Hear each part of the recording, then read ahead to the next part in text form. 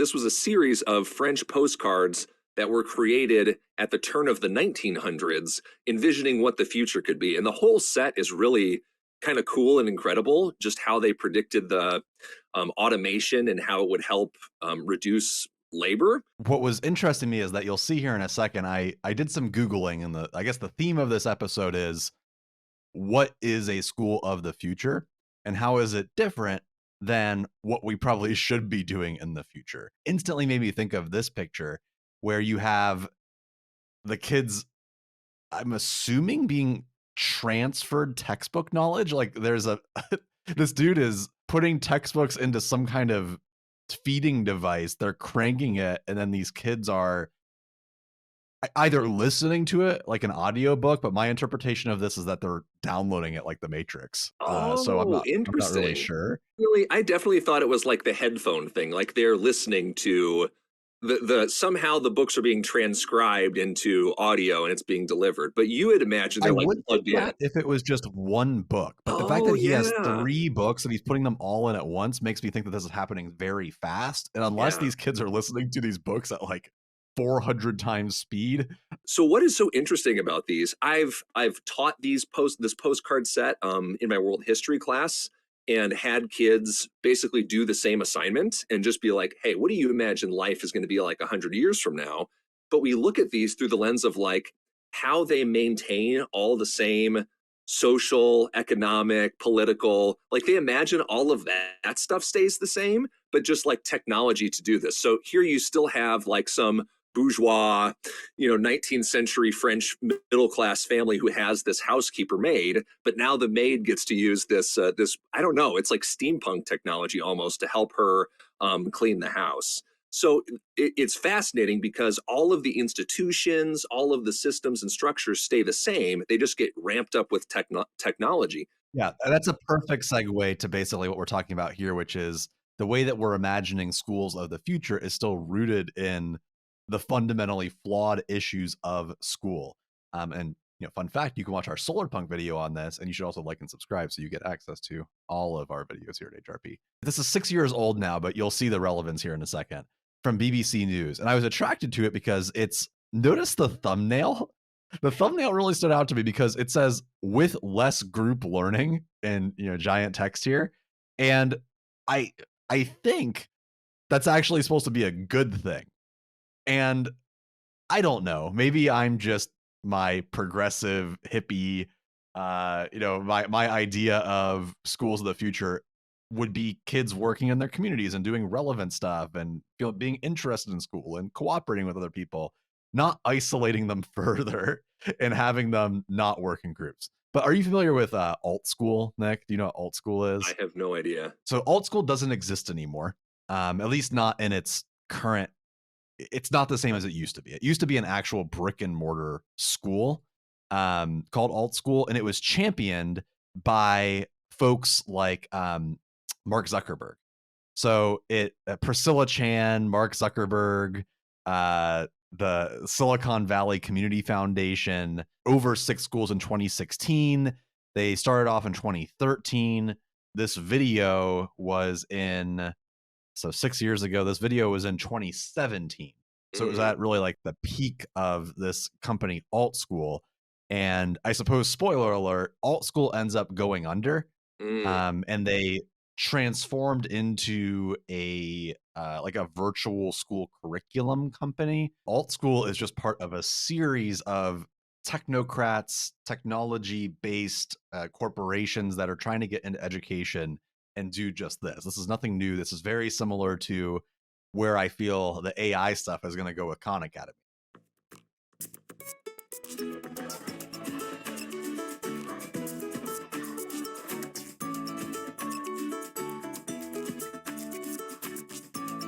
It's just odd to me that we think about schools as these joyous places. Like in theory, schools are supposed to be fun, joyous, exciting, especially in elementary school, which it seems Sure. like they're documenting here. But it's very odd to me that in the highlights of the school of the future with this very happy music, one of the very first frames we see is this weird camera in classroom type deal. Yeah. And you're going to find here shortly, this is actually a really integral part of AltSchool, and it's going to blow your mind.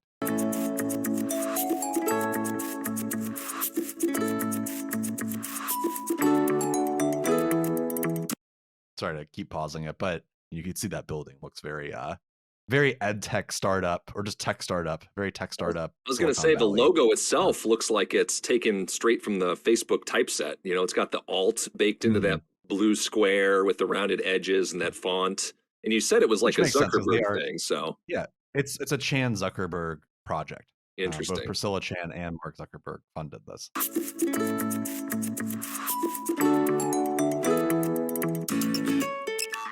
Why would they show a picture of the skateboarding and bicycling prohibited on the sidewalk sign? That just seems You'll see. I'm telling you, this is going to blow that your caught mind. me It's off so guard. weird. That's strange. I'll read this in case people are going on audio at the beginning here. The first half of this is all text, but they will start talking.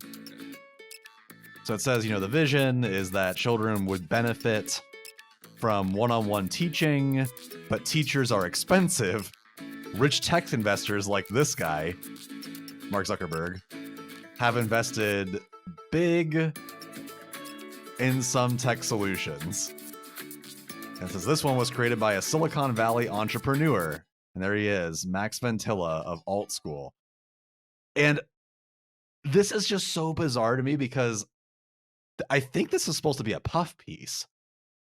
And the music and what's being said on screen, I don't know. Do you have any feelings about that? That to me is just such a weird thing to say to open up this short. So I forgot for a moment too that this was produced not by AltSchool themselves. So that I had to take myself out of it because it does look like a promotional video. So he has an idea. Hyper-personalized learning, delivered direct to computers. Is personalized to the knowledge of the student and the needs of the student. My name is Miles. I'm 10 years old and I go to AltSchool. With less group learning.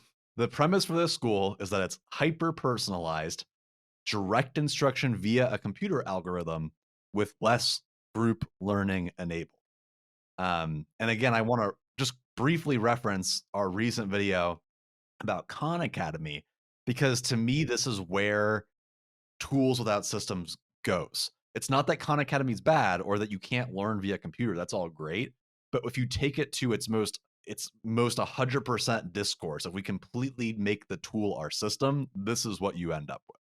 Right. I almost wonder why would you get kids all into the same room just to grab something off the computer cart and spend your time on the computer? You have the kids and the adults in the same room all there working together. Why not do that? Why bring them together just to isolate them with technology?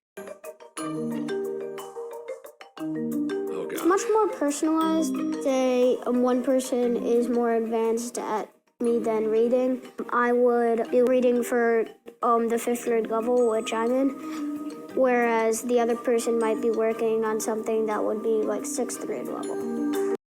AltSchool hopes this method helps Miles excel in his best subjects, while teachers can constantly monitor You'll see where he needs more help. 10-year-olds who are 5 years different in their worst subject versus their best subject as the norm. Not some, the vast majority of them. So wait, can we pause it here? What is Alex? Yeah. What are his bona fides? Like, what's his background? So very much, right? We talked about Sal Khan the other day. Also was a Harvard MBA. Max is a Yale MBA in finance and strategy before going on to work for the head of personalization at Google, show all 12 experiences. Oh my gosh. VP of business development. Oh, associate fund manager. Okay, so growth fund manager. Founder and CEO of Cryptian Systems, email data mining approach to map informal networks. So, right, he's a tech guy, went on to found Altitude Learning, has no pedagogical background, has no educational certifications or training or anything else. So I don't even know where he gets this language, the language to describe school from. You know, how do people like Max, who have an MBA, Or even Doug Lemov was a business dude before getting into Teach Like a Champion. Or Sal Khan. Where do they get their language for understanding education?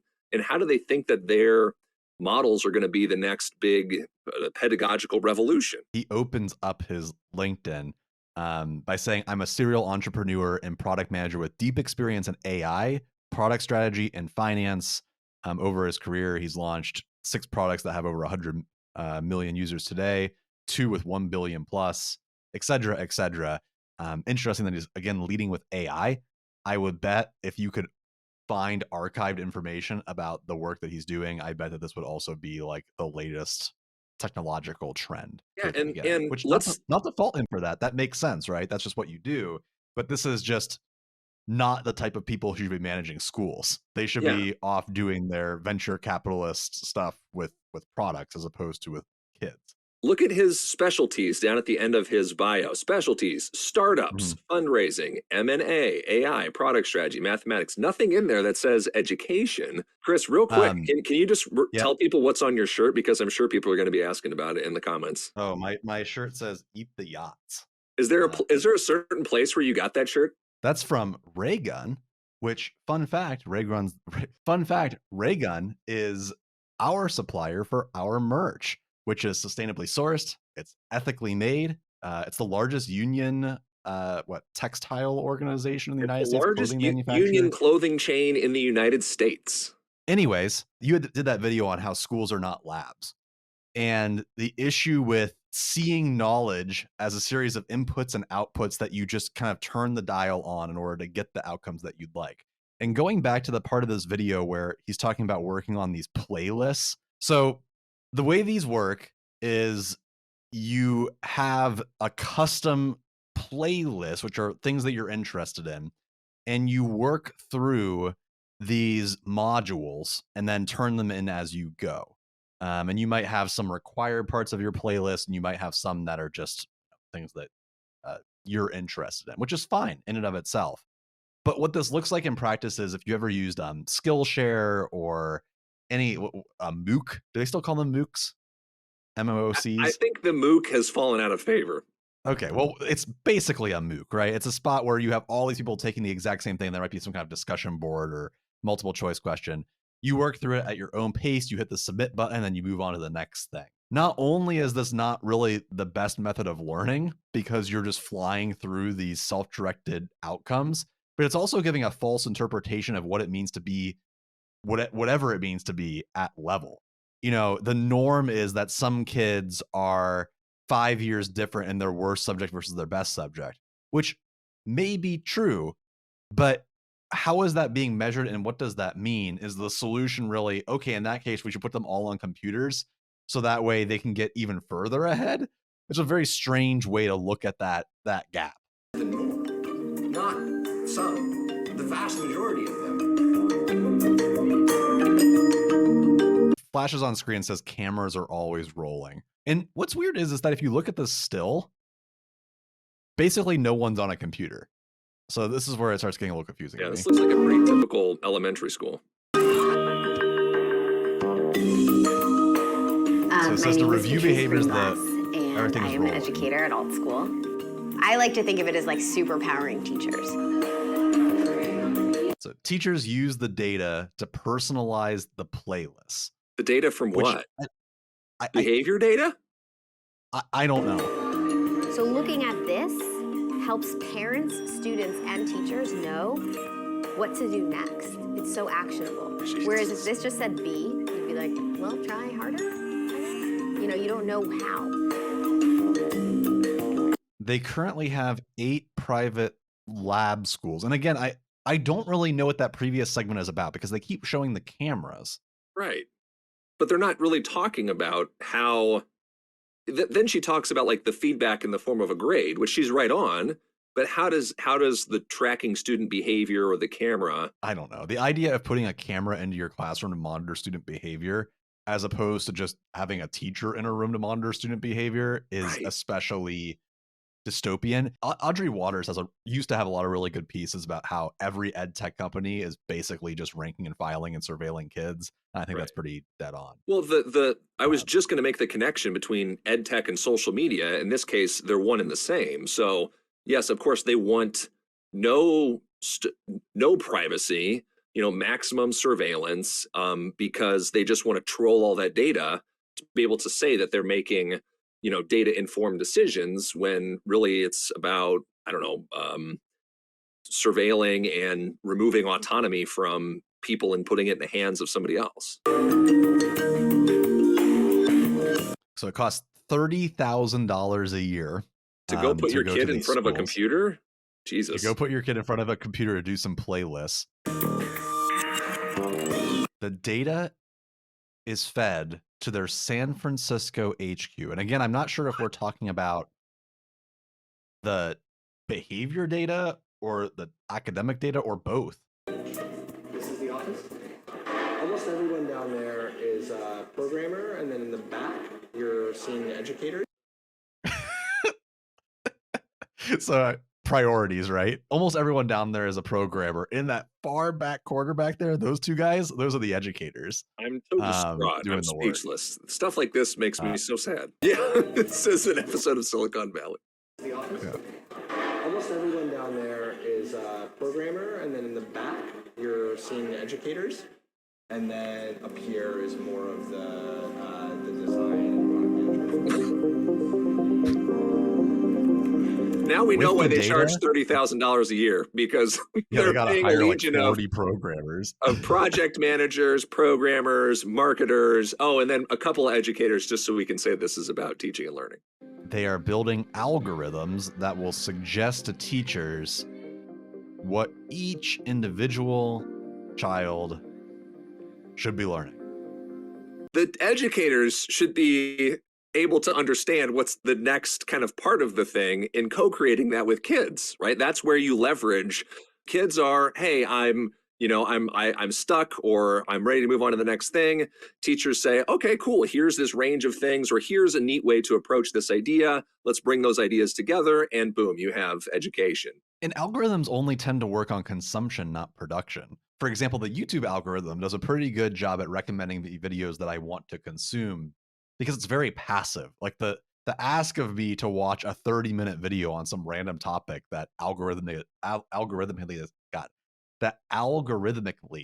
is suggested to me. But anytime I've ever been on a platform where it has me making something like a Photoshop tutorial or something, and then we'll say like, hey, maybe you should try out this tutorial at the bottom, the chances of me clicking that are quite small, because the algorithm is not good at predicting things that I have to produce and actually put a lot of hours into. I'm going to seek that out on my own based off things that I'm interested in and everything that's out there. But critics worry ideas like this will diminish teacher influence.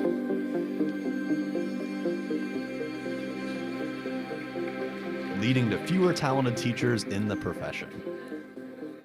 The thing that's extraordinary about AltSchool is we have 60 educators and 60 engineers, and they work side by side. That's more than I thought, honestly. I think that they're including the educators that are in the classrooms, though. Oh, okay. Max has big ambitions. Each child they study trains the algorithms further. More and more benefit to each person that uses that technology from all of the other people who've used it.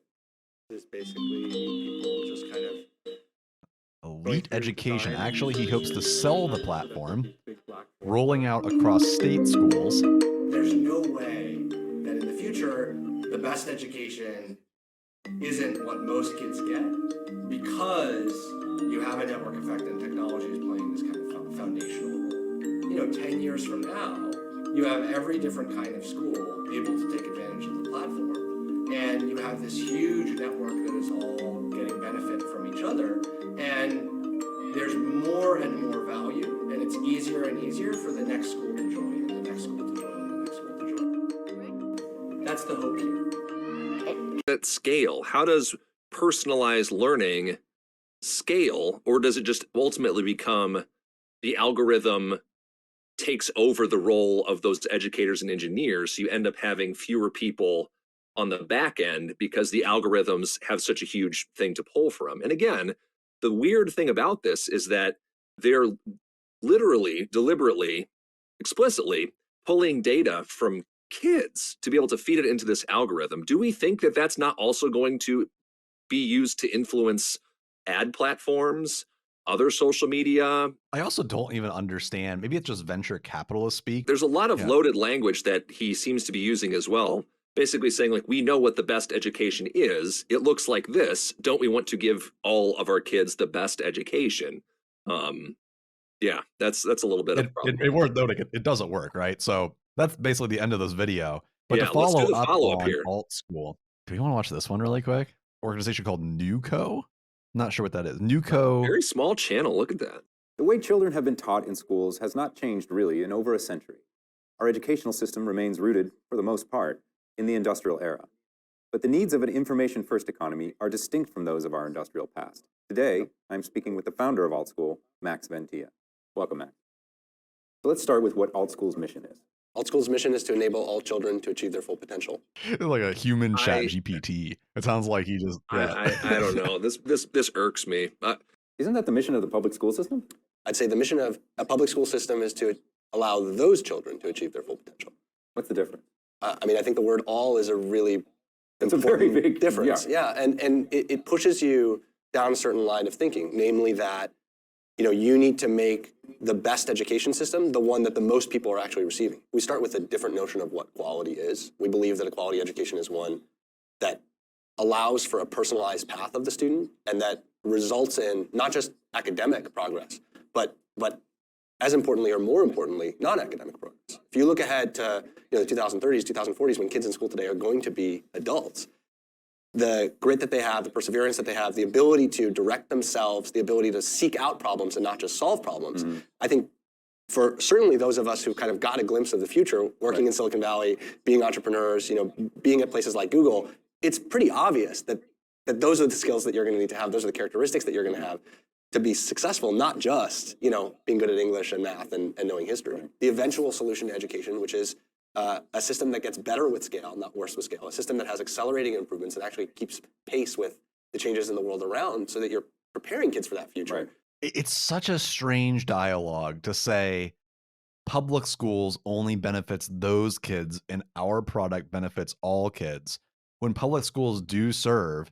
Now, is there a critique to be had that certain kids benefit more than other kids in public schools? Of course, that's the work that we do, is talking about that thing. But our solution isn't offering a school that costs $30,000 a year that we're hoping to scale to that we're hoping to sell to every single school. And the question is, how do you get there? Do you get there by making kind of incremental changes on the existing system? Do you try and go to big public schools that rightly are conservative and ask them to suddenly fundamentally change how they behave? That would be surprising if it would work. Our aim is to say, well, no, you kind of start off to the side. And that's where full stack comes in, right? Like starting off to the side means being able to create new schools, being able to hire the teachers, being able to design the classrooms, being able to create the kind of pedagogy approach and the software and hardware capabilities that support that, making as much use of the great things that people have already figured out as possible. I mean, we're a 150-person startup, even with 50 engineers, which is more engineers than pretty much any elementary school system on the planet. That's not enough to really build a lot of stuff. I mean, yes, 50 programmers is more than any elementary system on the planet. That is not wrong.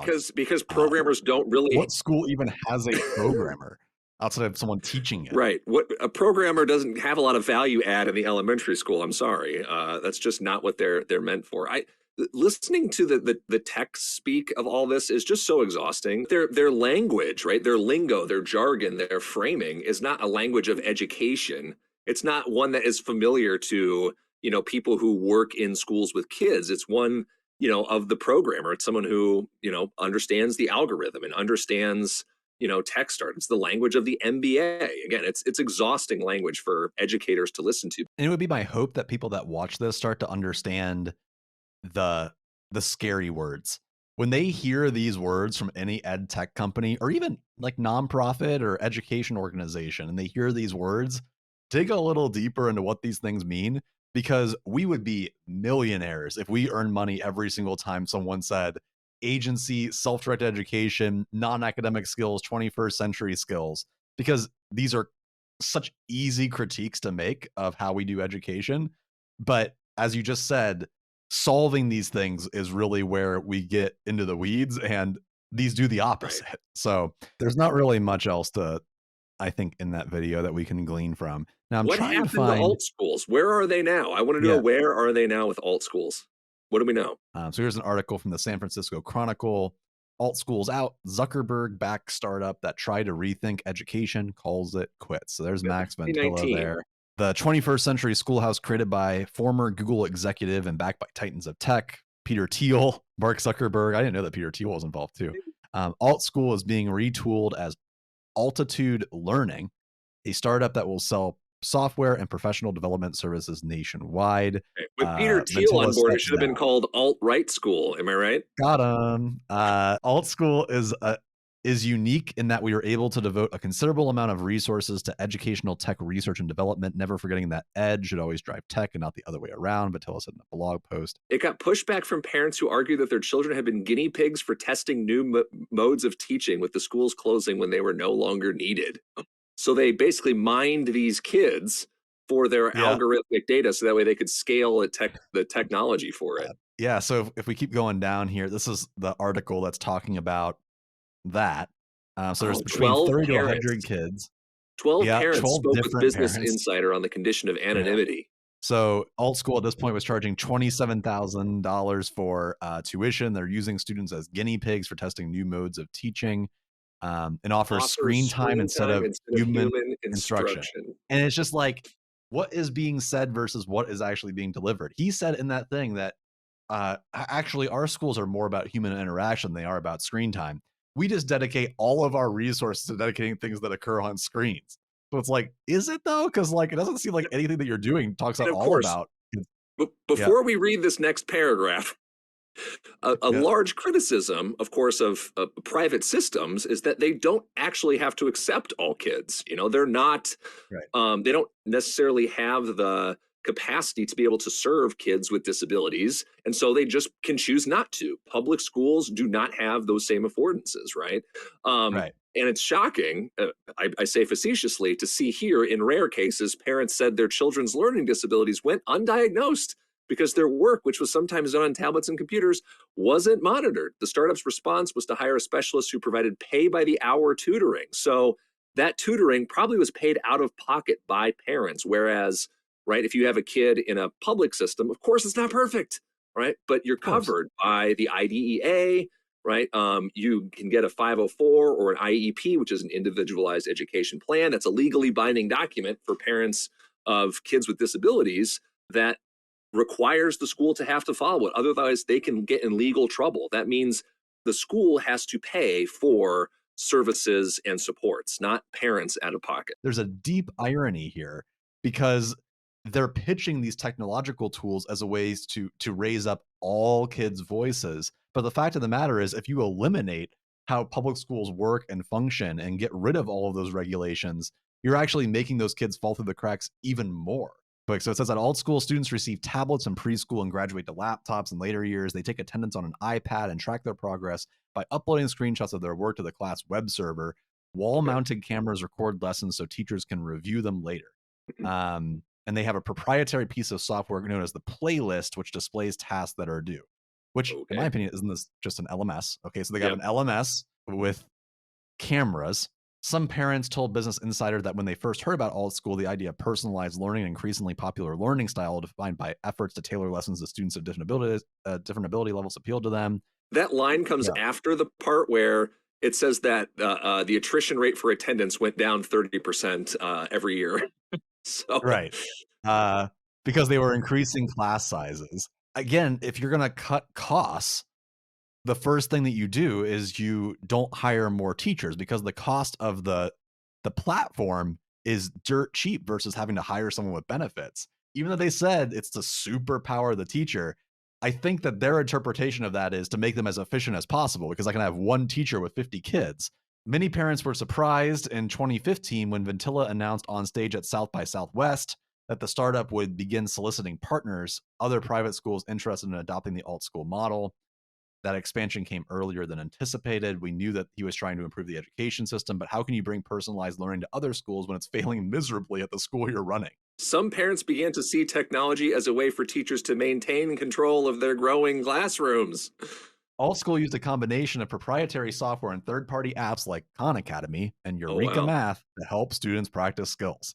Put the kids on computers, make it as efficient as possible. Tools are not systems. It's the same critique I had in the Khan Academy video. Like, Khan Academy could be great, Eureka Math could be great, but it's not replacing the role of the teacher. This is interesting too. It says, according to AltSchool, children's aged 4 to 8 use tablets for 2 to 5% of the day, and upper Very elementary and precise middle amount of the school might day. be on their laptops for up to a quarter of a day. I would skeptic. What's the doubt meme? 2% of the day? By the time you turn the thing on, I mean, how long is a school day? 7 hours? 6 hours. Let's say it's 6 hours. What's 2% of 6 hours? 60 times 6, that's 360 times 0.02, 7 minutes? So the kids were only on their tablet for 7 minutes during the day? I don't think that's the case. How would we ever harvest their data? So they said a parent told Business Insider that they figured the startup, which took people, would provide cutting edge technology as a supplement to human instruction. Instead, she and others said technology replaced it at the cost of learning. We had this impression that he didn't learn anything. A different mother whose children no longer go there told them that her second grader listened to audiobooks on a tablet in class instead of being taught to read, and that she took the concern several times, but was repeatedly told to be patient as her daughter fell behind in reading, and that she was later diagnosed with a learning disability. It's kind of fun to poke fun and whatever, right? But like, that's a Yeah. tragedy, right? There's like a Right. human tragedy there where a parent invested a lot of resources for their kid to get what was sold to them as this cutting edge technology, only to then have to do their own legwork in getting their daughter the help that they actually need to get the actual skills and abilities they need to be successful in school. People are being suckered out of both their money, but also out of their child's education. This is super dark, and it's a tale as old as time. And there are a lot of folks, like, not to toot our own horn, but like, we work with schools to fix these things in a lot more systemic and slow partnership based way. You can't just sell someone on a magic potion that's going to fix everything, like putting kids on playlists and expecting it's going to work. It's no different than this graphic from 120 years ago of, hey, future education will be the exact same, but we're just going to deliver knowledge directly to kids, and somehow that's going to fix everything. You miss out on the human interaction that is just obvious in how school works. Our work with schools starts by talking with kids and communities first. The crux of this is that schools are not businesses. They're bottom up in a way that businesses are not run. You know that schools are working, and that that school is engaging by having students and families drive their education in partnership with the adults that are there. Look at how AltSchool provided in this next paragraph here. They provided paid solutions to the problems that parents were already paying to address via their school system. So look at this. Yeah. Like, when they realized their children were falling behind, parents said teachers and administrators dismissed their concerns. If the situation grew severe, the school recommended individualized services. I thought that was the whole point of this program in the first place. I'm sorry.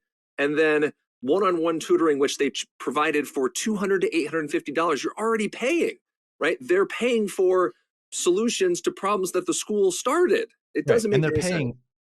nearly $30,000 a year to go to the school to begin with, which it sounds like they had fewer teachers than they would even have in a public school. So they're really just paying for a bunch of programmer salaries that are trying to scale this thing up and sell and market to other schools, not to actually service their kids. Yeah, here's the quotes. Like, you didn't think you were going to be in the beta stage of it. Here I am thinking, here I am paying all this money, and I'm thinking they're taking care of everything. We were always told our child was doing fine and not be concerned. This parent had their 2 children there, both of whom have learning disabilities. They struggle with the basics. We were told no big deal. Kids learn differently. And that she and her husband paid an estimated $40,000 on individualized services last year. 1 year, they spent $20,000 per kid in addition to the nearly $30,000 tuition. They pulled their kids. So Yeah, they pulled their kids at the end of October after they said AltSchool had told them their son required a full-time aide, which would cost $2,500 more per month. And after the recent school closure, she said, it just hit me, these people don't give a damn. My own son has it as a classroom aide. I pay nothing for it out of pocket, right? It's built into his IEP. It's part of his, the program for the school to be able to accommodate him and his disabilities. So score one for public schools. They have the other side as well. They had 4 parents, which is a lot fewer than I spoke to on the other side. But they said, they said, I know it's in my child's best interest. This isn't a tech startup where they just do PR. Parents have their kids there. Like any startup, is Max, aka the CEO, Max Ventilla. Is Max doing something that's noble and as a worthy cause? I think so. Is he going to make some mistakes? Yeah. What's interesting is that I looked this up before, and AltSchool eventually sold its technology platform. So it closed down all of its brick and mortar buildings. So all of those kids now have to find a whole new type of education. And I'm going to guess that a lot of those kids fell through the cracks because they weren't being properly served. But then AltSchool sold the technology platform to Higher Ground Education, which is a very odd juxtaposition of work. Higher Ground Education runs Guidepost Montessori, which is an elementary program, and what's called the Academy of Thought and Industry, which is the higher level of the older kids. It's a tech startup Montessori inspired platform. And, I looked at this before, and it's a little confusing because if you go to Guidepost Montessori, which is their younger kids program, it seems to be ostensibly Montessori education. So the kids are, engaged in what Maria Montessori did. It's a school for kids that can afford it, where they go through and do relevant, authentic, hands-on tasks. Looks fine. I don't want to get into critiquing Montessori. The issue with Montessori to me isn't as much what they're doing, is that it's only reserved for certain kids because of the private school model. Sure. But it is what it is. But it's weird because they bought this platform and they offer a virtual school. And I watched this video before. I was like, oh, are they using this ed tech company stuff as part of their virtual school model? It doesn't seem like it. It seems like they actually have a teacher who's working with them. Like maybe that's not what they're doing, but it seems like it's all hands-on stuff and the teacher's working with them and they're just doing it from their home, which is cool. That's great. I don't know. It just kind of falls off at this point for me because I don't really understand what the legacy of AltSchool even is outside of raising a lot of venture capital, selling it to someone, and then someone not really using it. So they have this here, which I think this is that playlist thing, right? That's what it looks like. It looks very similar. It seems to me like they just now use this as their basic LMS, work through the... I was going to say, how is that different from Google Classroom or Canvas or any other LMS? I don't know. It's awesome. These are always uplifting, I just... Yeah. I hate to only focus on the negative stuff, but it is worth noting to folks that are listening to our commentary stuff that we do actually do positive work with schools, just not nearly as successful in the YouTube algorithm. So also fun fact, he founded Aardvark. Should we wrap this up? Hey, so thanks for sticking with us. Remember to like, subscribe, share the video, and comment below with what you think the next revolutionary education idea is going to be from your tech bro MBA brain.